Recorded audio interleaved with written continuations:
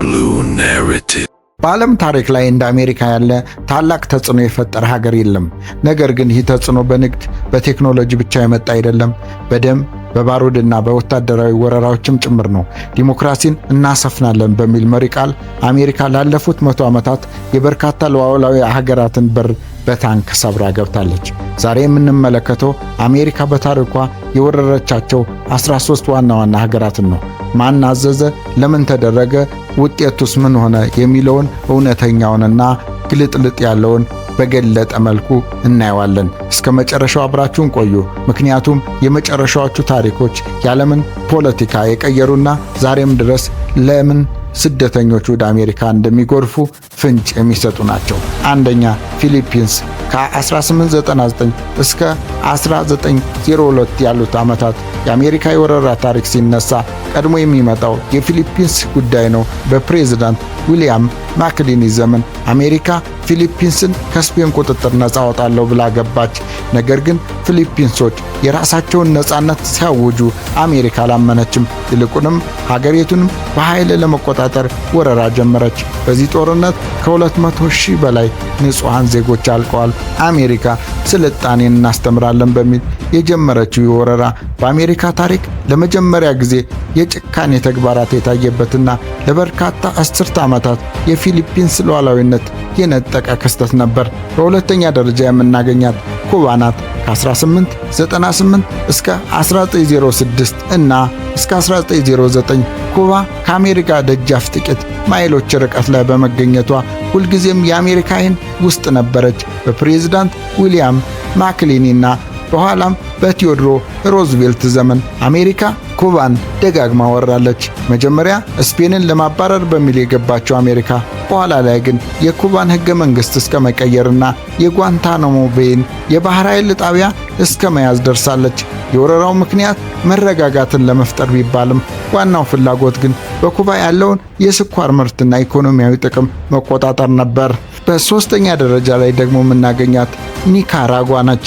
ከ1912 እስከ 1933 ዓ.ም ባሉት ዘመናት በፕሬዝዳንት ዊሊያም ታፍት ዘመን የተጀመረው የኒካራጓ ወረራ ለ20 ዓመታት ዘልቋል። አሜሪካ ጦሯን ወደዚህ መካከለኛው አሜሪካ ሀገር የላከችው የአሜሪካን የንግድ ጥቅም ለማስጠበቅ በሚል ነበር። በወቅቱ ኒካራጓ ለአሜሪካ ኩባንያዎች አልመችም ስላለች አሜሪካ መንግስቱን ገልብጣ የራሷን ታማኝ ሰዎች በስልጣን ላይ ያስቀመጠች። ይህ ወረራ በኒካራጓ ታሪክ ውስጥ ትልቅ ቁስል ጥሎ ያለፈ ሲሆን በኋላ ላይ ለተነሳው የሶሻሊስት አብዮትም መነሻ ሆኗል። አራተኛ ሃይቲ ስትሆን ከ1915 እስከ 1934 ዓመት ባሉት ዓመታት በፕሬዝዳንት ወድሮ ዊልሰን ትዕዛዝ አሜሪካ ሃይቲን ወረረች። ምክንያቱ ደግሞ በሃይቲ የነበረው የፖለቲካ ለመረጋጋት የአሜሪካንን ባንኮች ጥቅም ይነካል በሚል ስጋት ነበር። አሜሪካ ለ19 ዓመታት ሃይቲን ስታስተዳደር የሀገሪቱን ወርቅ ወደ ኒውዮርክ ባንኮች ከማጓጓዝ ጀምሮ እስከ አስገዳጅ ሥራ ፎርስድ ላበር ድረስ የደረሰ ግፍ ፈጽማለች። ዛሬ ሃይቲ ያለችበት ምስቅልቅል ሁኔታ መነሻው ያኔ የተዘራው የወረራ ዘር እንደሆነ የታሪክ ምሁራን ይስማማሉ። በአምስተኛ ደረጃ ላይ የምናገኛት ዶሚኒካን ሪፐብሊክ ስትሆን ከ1916 እና እስከ 1924 እንዲሁም ከ1965 ጀምሮ ባሉት ዘመናት አሜሪካ ዶሚኒካንን 2 ጊዜ ወራለች። የመጀመሪያው በፕሬዝዳንት ዊልሰን ጊዜ ሲሆን ሁለተኛው ደግሞ በ1965 በፕሬዝዳንት ሊንደን ጆንሰን ጊዜ ነው። በ1965 ወረራ 42,000 የአሜሪካ ወታደሮች ደሴቷን የወረሩ ኮሙኒዝም እንዳይስፋፋ በሚል ሰበብ ነበር። ይህም በላቲን አሜሪካ ሀገራት ዘንድ አሜሪካ እንደ ጉልበተኛ ጎረቤት እንድትታይ ያደረገ ትልቅ ክስተት ነበር። በስድስተኛ ደረጃ የምናገኘው ኮሪያን ነው። ኮሪያን ከ1950 እስከ 1953 የኮሪያ ጦርነት አሜሪካ ከሁለተኛው የዓለም ጦርነት በኋላ ያደረገችው ትልቁ ወረራ ነው። ፕሬዝዳንት ሃሪ ትሩማን በኮሪያ ባህረ ሰላጤ ላይ የኮሙኒዝም መስፋፋትን ለመግታት በሚል ጦርነቱን ተቀላቀሉ። አሜሪካ ሰሜን ኮሪያን እስከ ቻይና ድንበር ድረስ በመግፋት ወራለች። በዚህ ጦርነት በሚሊዮኖች የሚቆጠሩ ኮሪያውያን አልቀዋል። ሀገሪቱም ለሁለት ተከፍላ ዛሬም ድረስ በጠላትነት እንደተፈራረጁ አሉ። አሜሪካ ይህንን ያደረገችው ዓለም አቀፍ ደህንነትን ለመጠበቅ በሚል ቢሆንም ውጤቱ ግን ዛሬም ያልበረደ የኒውክሌር ስጋት ሆኖ ቀጥሏል። በሰባተኛ ደረጃ የምናገኘው ቪየትናምን ነው። ቪየትናምን ከ1965 እስከ 1973 ዓመተ ምህረት ምናልባትም በአሜሪካ ታሪክ ትልቁ ውድቀትና አሳፋሪው ወረራ የቪየትናም ጦርነት ነው። በፕሬዝዳንት ሊንደን ጆንሰንና ሪቻርድ ኒክሰን ዘመን አሜሪካ ከግማሽ ሚሊዮን በላይ ወታደሮቿን ወደ ቪየትናም ጫካዎች ላከች። ምክንያቱ ደግሞ ደቡብ ቪየትናም በኮሚኒስቶች እንዳትያዝ የሚል ነበር። ነገር ግን አሜሪካ በኬሚካል ቦምቦች ጭምር የታገዘ ወረራ ብታደርግም በቪየትናም የነጻነት ተዋጊዎች ተሸንፋ በታሪኳ ለመጀመሪያ ጊዜ በሽንፈት ወታደሮቿን ለማስወጣት ተገዳለች። ይህ ጦርነት በአሜሪካ ማህበረሰብ ውስጥ ትልቅ ክፍተት የፈጠረና የሀገሪቱን ወታደራዊ የበላይነት ጥያቄ ውስጥ የከተተ ነበር። በስምንተኛ ላይ የምናገኘው ደግሞ ግሬናዳ በጥቅምት 1983 ፕሬዝዳንት ሮናልድ ሬገን ኦፕሬሽን አጀንት ፉሪ በሚል ስያሜ ግሬናዳ የተባለችውን ትንሽ የካሪቢያን ሀገር ወረሩ። ምክንያቱ በአገሪቱ የነበሩ አሜሪካውያን ተማሪዎች ለመጠበቅና የሶቪየት ተጽዕኖን ለማስወገድ የሚል ነበር። ምንም እንኳ ወረራው በጥቂት ቀናት ውስጥ ቢያልቅም የተባበሩት መንግስታት ድርጅት ይህ የዓለም አቀፍ ሕግ ጥሰት ነው በሚል አሜሪካን ኮንኗል። ዘጠነኛ ላይ የምናገኘው ፓናማን ሲሆን ፓናማን ደግሞ ከ1989 እስከ 1990 በታህሳስ ወር 1989 ዓ.ም ፕሬዝዳንት ጆርጅ ኦፍ ደብሊው ቡሽ አባት ቡሽ ኦፕሬሽን ጀስት ኮዝ የሚል ስያሜ የሰጠውን ወታደራዊ ዘመቻ አዘዙ። በዚህ ወረራ ከ27000 በላይ የአሜሪካ ወታደሮች ፓናማን ወረሩ። አሜሪካ የቀድሞ ወዳጇንና የፓናማውን መሪ ማኑኤል ኖርጋን በዕፅ አሸጋጋሪነት ከሰሰች። ኖርጋን ቀደም ሲል ለሲአይኤ ይሠራ የነበረ ቢሆንም ከአሜሪካ ቁጥጥር ውጭ መውጣት ሲጀምር አሜሪካ በኃይል ልታስወግደው ወሰነች። የአሜሪካ ጦር የሮጋንን ዋና መስሪያ ቤት በቦምብ ደበደበ። በሺዎች የሚቆጠሩ ንጹሐን ዜጎች በቤታቸው ውስጥ እያሉ ሞተዋል። ኖሪጋ እጁን እንዲሰጥ ለማድረግ አሜሪካውያን እሱ በተሸሸገበት የቫቲካን ኤምባሲ ዙሪያ በጣም ከፍተኛ ድምፅ ያለው ሮክ ሙዚቃ ለቀናት በመክፈት ስነ ልቦናዊ ጦርነት አድርገውበታል። በመጨረሻም ተማርኮ ወደ አሜሪካ ተወሰደና በስር ተቀጣ።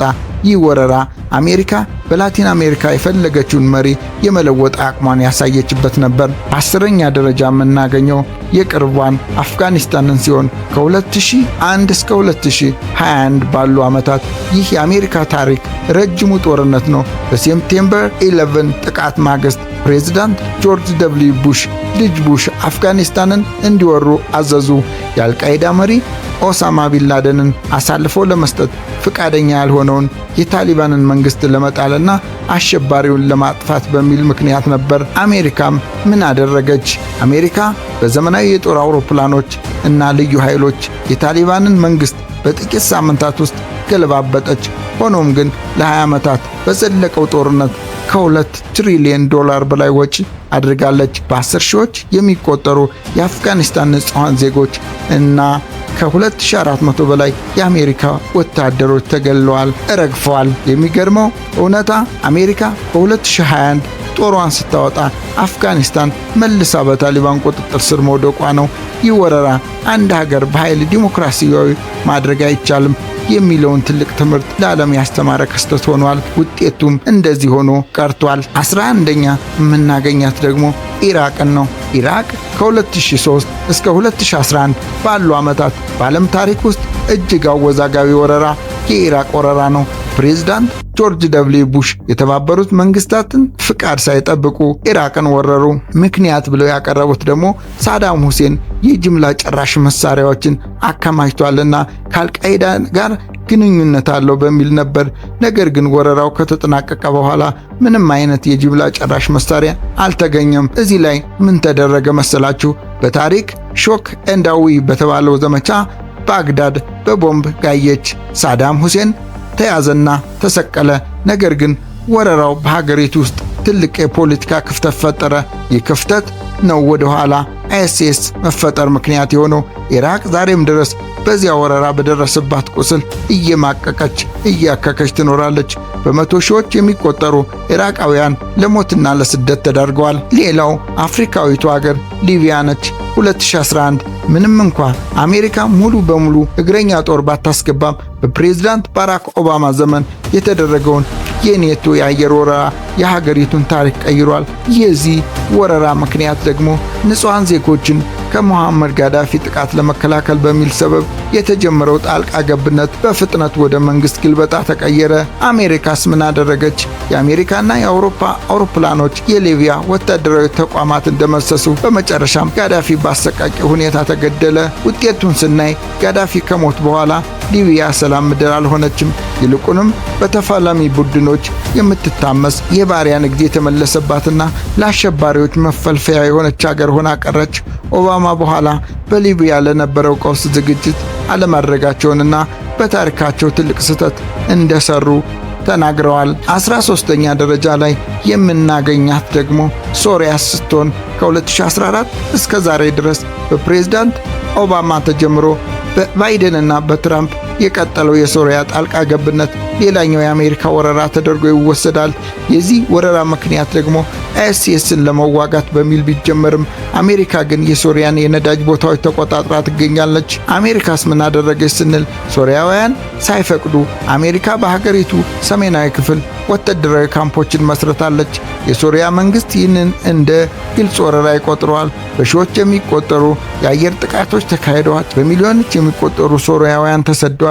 አሁንም ድረስ በሶሪያ መሬት ላይ ወታደራዊ መገኘት አላት። ሶሪያውያንም አሁንም ቢሆን እየፈለሱ ይገኛሉ። እነዚህ 13 ሀገራቶች የሚያሳዩን አንድ እውነት አለ።